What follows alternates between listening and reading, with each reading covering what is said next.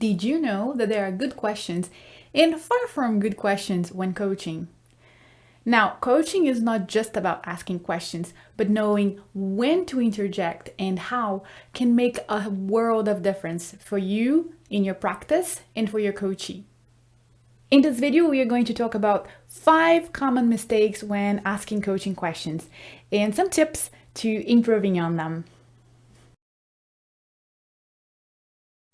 First off, why do we ask questions when coaching?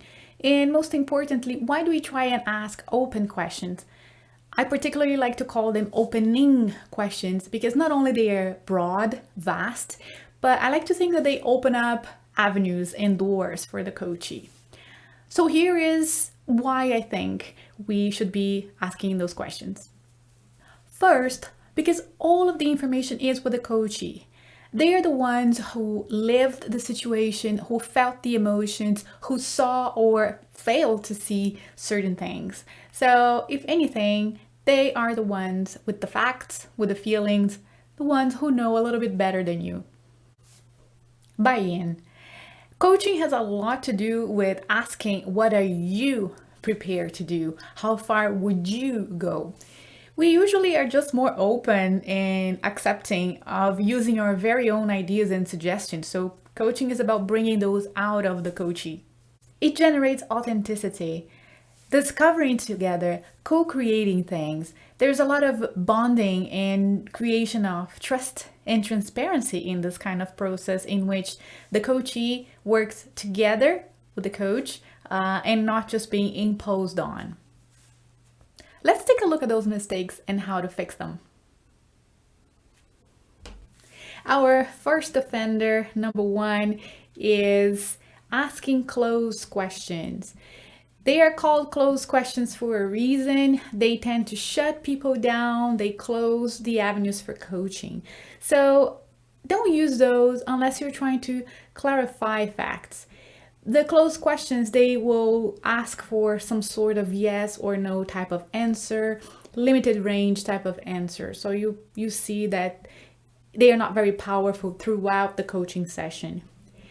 If by any chance you catch yourself trying to formulate a closed questions, try and rephrase it with what and how. Here is an example. Do you have other options? What other options do you have? The one true question. Trying to find that holy grail, the magical questions that will solve all the problems for the coachee, usually doesn't work. And when trying to find that, we create this unnatural moment of silence, this gap that actually interferes with the flow of the conversation and might even destroy the momentum that we create in the conversation with the coachee. So don't try that. Listen attentively to your coachee. And if a question appears to you, then you interject. If no question comes up, that is also okay. Trust the process. And you can always say, tell me more. Here's an example. You mentioned that sprint retrospectives make you uncomfortable. How so? Or tell me more about that. Interpretive questions. Be mindful to not add words to your coachee's mouth. Be present. Let's say your coachee says something like, I don't know, I'm having a hard time working with this product owner.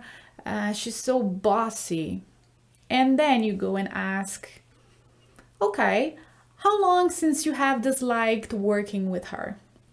To some, it might seem subtle, but for others, it will be very clear that you made out of a different situation here and you added a note of judgment. There's a dislike now in the story. Don't do that. Your coachee might get very defensive and you can ruin the trust that you were building because after all, that's not what they said. So stick to the words that your coachee used, either paraphrase them or use the very words in the format, in the question that you're going to formulate. So here is an example with the situation I just described. What do you mean by hard time? What does bossy look like? Leading questions. Those are the types of questions that lead the coachee into a direction, usually a direction set by the coach, whether you intend it or not, and therefore they are not useful.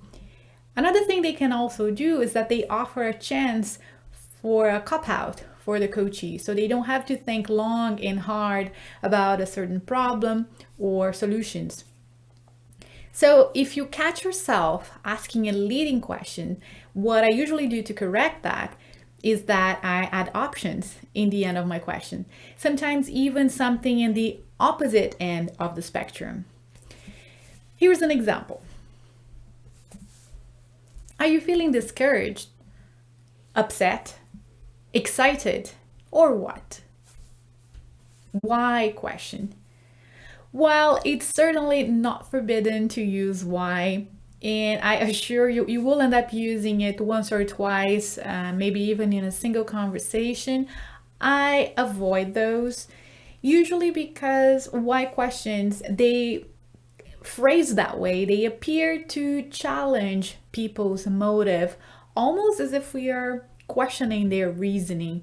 So some people could shut down, they could get very defensive in trying to answer that question.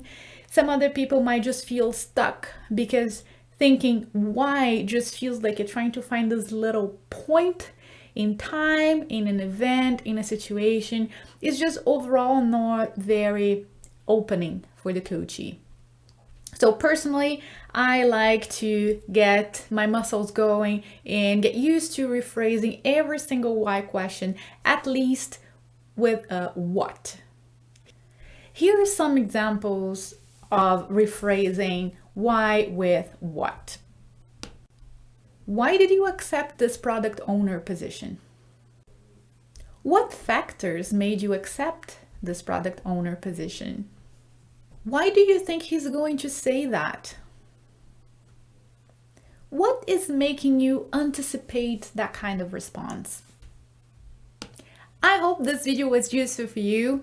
So if you want to continue and practice some more, download the sheet down below. It's a sheet I prepared with just a few open questions for you to try. And then also try and come up with some more on your own. That's how you're going to get better at it. Why a sheet, will you ask? Well, I once heard, and it stuck with me, that creativity is connecting dots. So if you want to get really creative, you need as many dots as you want so that you can connect them in many, many different ways. That's it for today. Thanks for watching, and I'll see you in the next video.